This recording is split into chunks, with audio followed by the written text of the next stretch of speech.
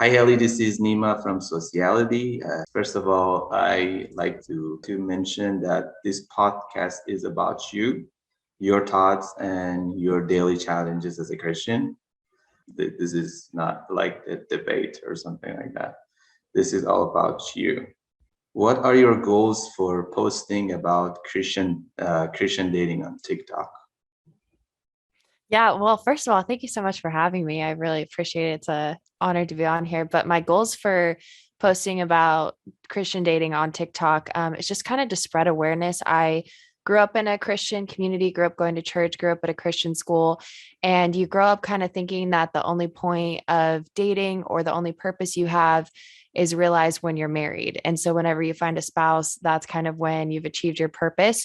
It's not necessarily biblical, but it is what is popular belief in Christian culture and church culture to be married. And so part of it on my personal TikTok is I am just kind of poking fun at it for entertainment purposes. But then also I do work for a Christian dating podcast called Heart of Dating, and am also involved with some Christian singles mixers. So definitely just trying to spread awareness to other Christian singles and make them feel encouraged and kind of just make light of the plight that we're all living in. Yeah, that's awesome. I actually was so surprised when I saw that you guys be able to brought like 75 people on the last mixer, and then they all paid like $45. Mhm. I was like, these guys are pretty smart.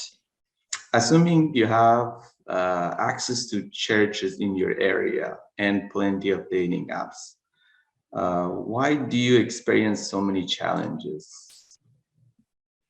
It kind of depends on which church you're at. So where I'm at locally, we have probably like I would say bigger churches, five or six. Within those, a lot of them have an older congregation. So the last church I was at, which I was actually on staff for as their youth director, their youth ministry director, there were only about like 10 or 12 active young adults within the congregation, and we were all youth leaders.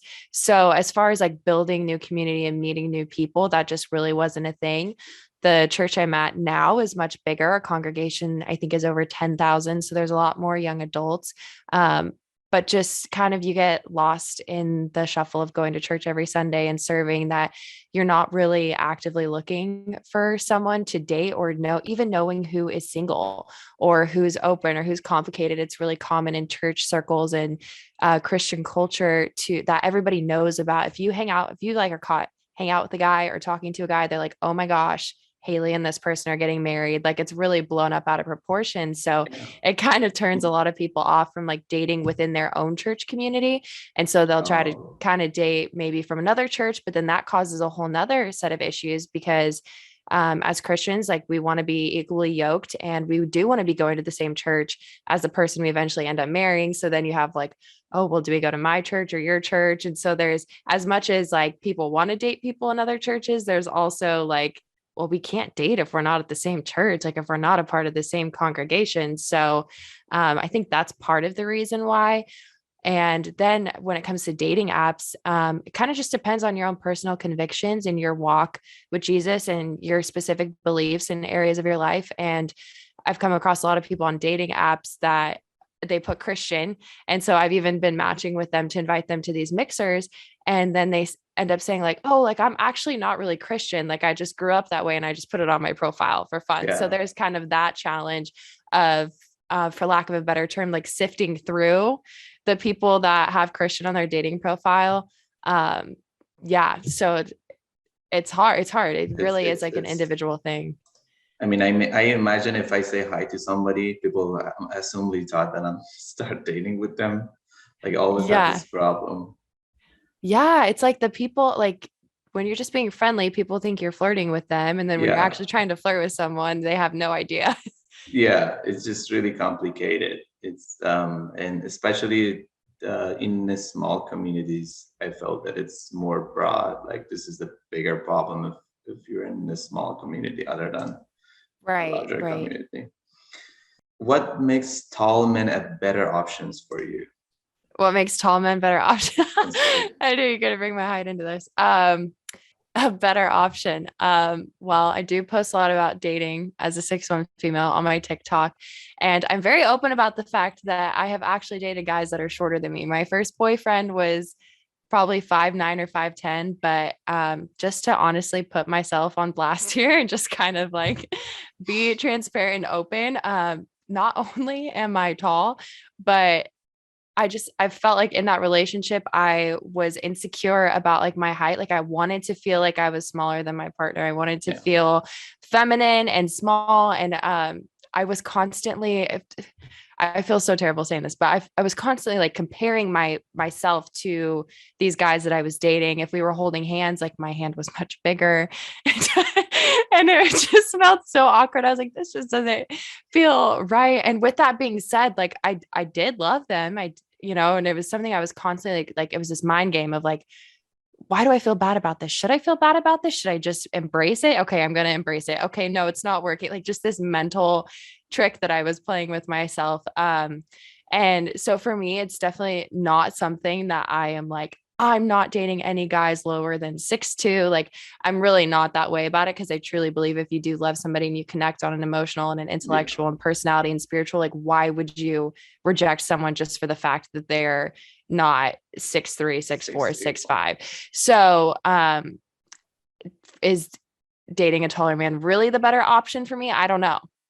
I don't know. And with that being said, like I have gone on dates with guys that are 6'3", 6'4", 6'5". And that hasn't worked out either because of like the emotional and personality. And I'm not going Yeah. to choose a physical trait over something, you know, that's much deeper than that Yeah. with emotions and intellect and all of that, which are things that are far more important to me. But it is more difficult being 6'1" because there is then a lot of it just feels weird. And I'm sifting through this and I talk about it on TikTok and I'm very open about it.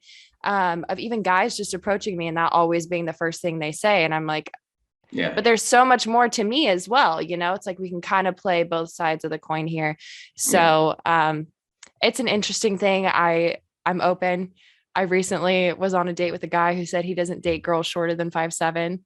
So I don't, 5'7". Oh. yeah, that was like a non-negotiable for him. And I was like, okay, not that I have to worry about that, but Yeah. yeah. So it's height and dating and all. It's interesting, very interesting. Awesome. So, what other qualities do you looking for in a man? Other qualities I look for in a man, spirituality is the first and foremost important thing to me. So somebody that has a character that I believe lines up with the Bible, someone that's generous and has a servant's heart and is not arrogant and is not proud. Like I look for people that love people. I'm also very extroverted. And so it's important to me that I find somebody that wants to live a similar lifestyle. Because I look at the big picture of like, okay, if we're together 25 years from now, how like I don't want to hate you Yeah. because you don't want to live the same kind of lifestyle I do. So I really do try to like not only look at the person, but kind of look at the life that they're building and they're Hmm. creating. And like, okay, is that something that I want to partner with for my life? Does it line up with the calling of God on my life?